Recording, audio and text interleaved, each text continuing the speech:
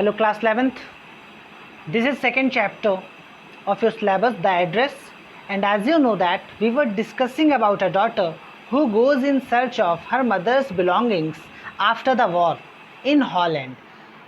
So अब कैसे वो अपनी माँ की बिलोंगिंग्स की चीज़ों की खोज में जाती है और कैसे जब उसका सामना मिसेस डॉलिंग से होता है और मिसेस डॉलिंग उसे पहचानने से मना करती है और जब वो वापस स्टेशन की तरफ जा रही होती है नरेटर, तो जब आसपास की गलियों को देखती है, वस्तुओं को देखती है, उसे याद आती है किसकी, अपने बचपन की, उसे वो रिकॉल करती है अपनी मेमोरीज़ को. So that we have already read. So now we read further.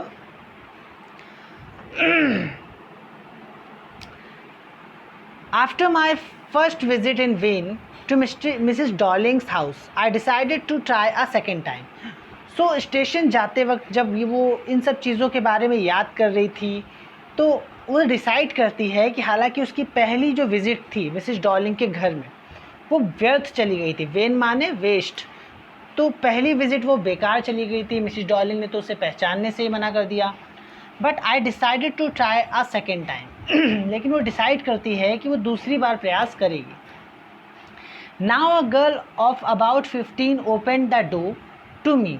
अब लगभग जब दूसरी बार नरेटर गई मिसेस डॉलिंग के घर, तो एक 15 साल की, लगभग 15 साल की एक बच्ची ने दरवाज़ा खोला. आई आस्क्ड हर, मैंने उससे पूछा, if her mother was at home, कि क्या उसकी जो माँ है घर पर है. आई आस्क्ड हर, मैंने पूछा, if her mother was at home, क्या उसकी माँ घर पर थी.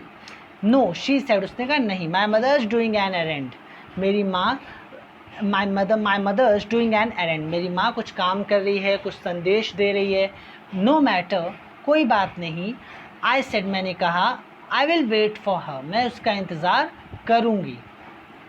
सो look, I followed the girl along the passage. An old fashioned iron hanak candle holder hung next to a mirror. तो अब नरेटर ने उस लड़की को फॉलो किया.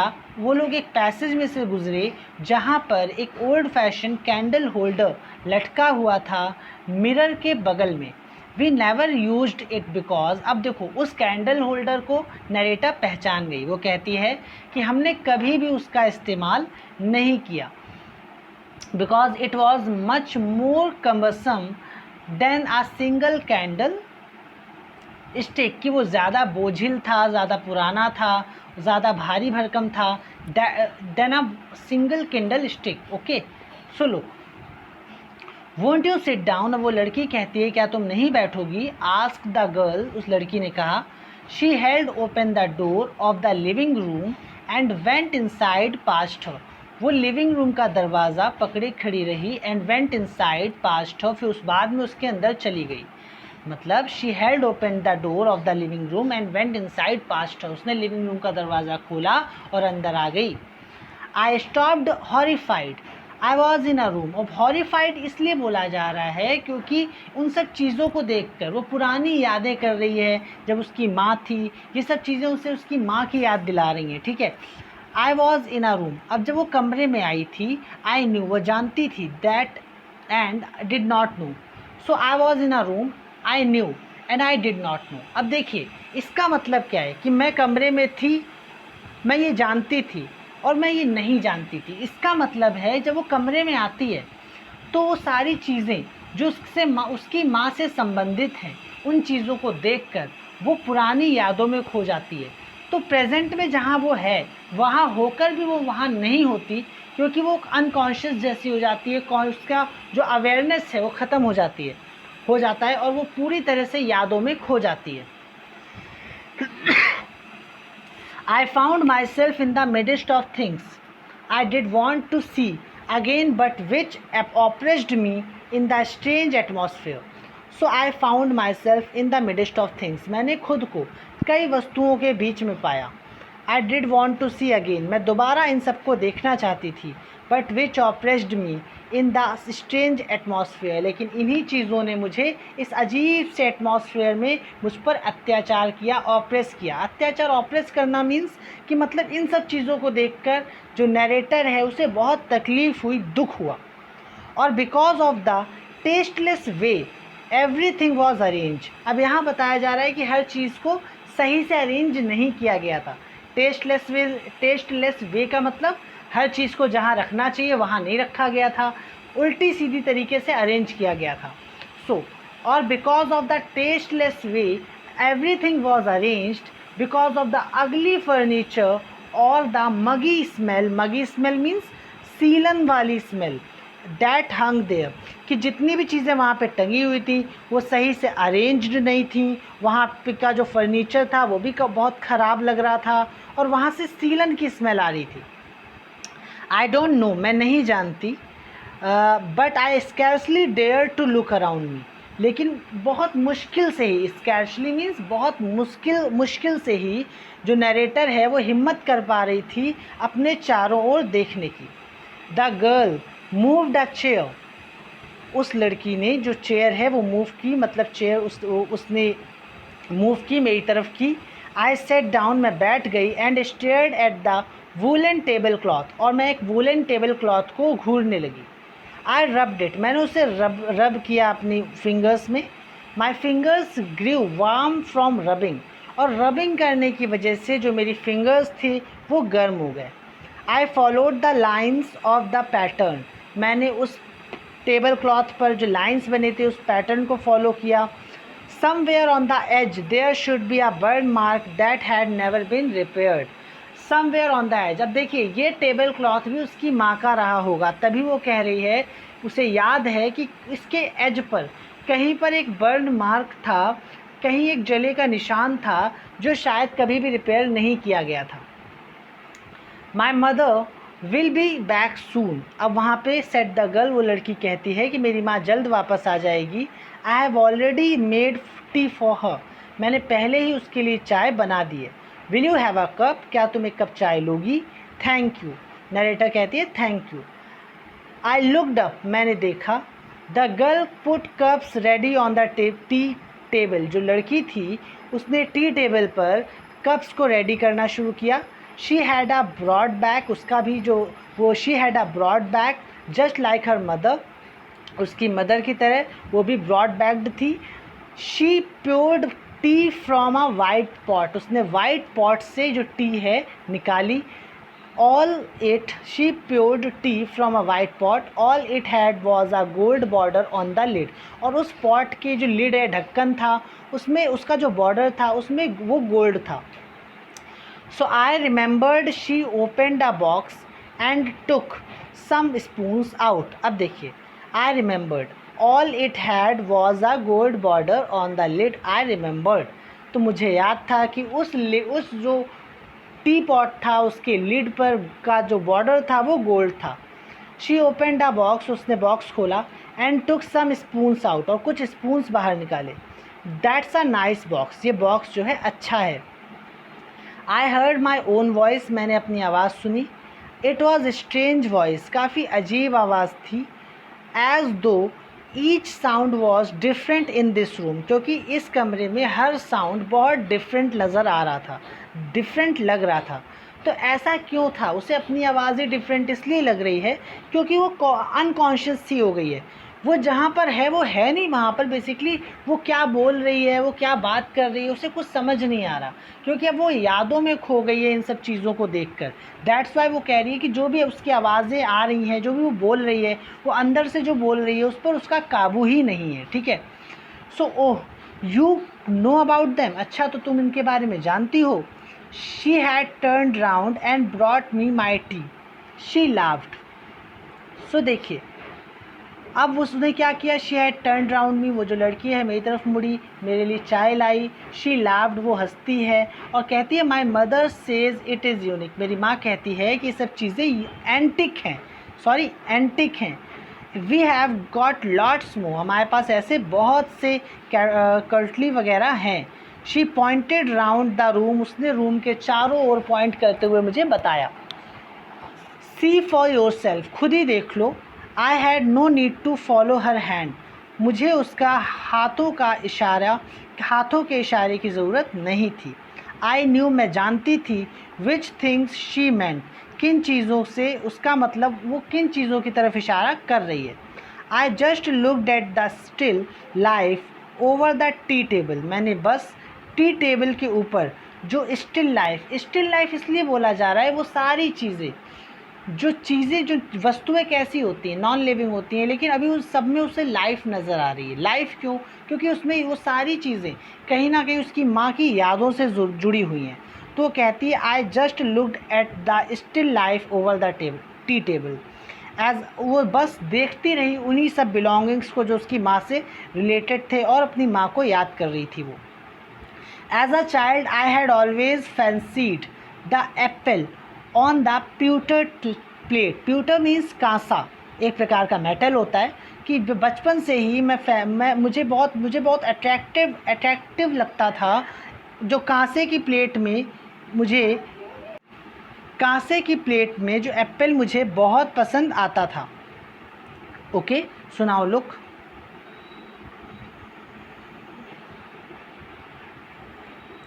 We use it for everything, हम हर चीज़ के लिए इनका इस्तेमाल करते हैं। उस लड़की ने बोला। Once we even ate off the plates hanging there, वो प्लेट्स जो वहाँ पर लटकी हुई हैं, इशारा करते हुए उसने कहा on the wall. I wanted to so much, मैं उनको बहुत समय से मैं चाहती थी कि मैं उनका यूज़ करूँ। But it was not anything special, लेकिन जब मैंने उनमें डिनर वगैरह किया, उनका यूज़ किया, तो मुझे कुछ स्पेशल ऐसा नहीं लगा। I had found the burn mark on the table cloth, इसी दौरान मैंने टेबल क्लॉथ पर जो बर्न मार्क था वो पा लिया। The girl looked questioningly at me, उस लड़की ने क्वेश्चनिंगली मतलब संदेह के साथ मेरी तरफ देखा कि क्या बात है, क्या कारण है कि मैं उस बर्न मार्क को देख रही हूँ। अब इसी दौरान नरेटर कहती है कि यस, हाँ, I said you get so used to touching all these lovely things in the house, कि तुम्हें इतनी आदत हो जाती है कि इन अपने घर की वस्तुओं को छूते हुए, देखते हुए, you hardly look at them any more, कि आप बहुत मुश्किल से ही शायद उनकी तरफ देखते हो। You only notice when something is missing, आपका ध्यान उनकी तरफ तभी जाता है जब चीज़ें वहाँ पर नहीं होती, क्योंकि या तो आपने because it has to be repaired, या तो आपने रिपेयर करने के लिए दिया होता है, और because you have lent it, या फिर आपने क्योंकि उन्हें लेंट पर मतलब उधार किसी को दे दिया है, for example. So again I heard the unnatural sound of my voice, दोबारा मुझे वो अननेचुरल साउंड जो मेरी आवाज़ का जो आवाज़ थी मुझे दोबारा से सुनाई दी। तो अननेचुरल मैंने आपको बताया क्यों अननेचुरल कह रही है, क्योंकि वो वहाँ है ही नहीं, उसे नहीं पता चल रहा है कि वो क्या बोल रही है, अनकॉन्शियस सी बैठी हुई है वो, ठीक है। सो आई वेंट ऑन, वो आगे बोलती है, I remember my mother once asked me if I would help her polish the silver, मुझे याद है कि एक बार मेरी माँ ने मुझसे मदद मांगी थी कि क्या मैं उसकी सिल्वर को पॉलिश करने में क्या मैं उसकी मदद कर सकती हूँ।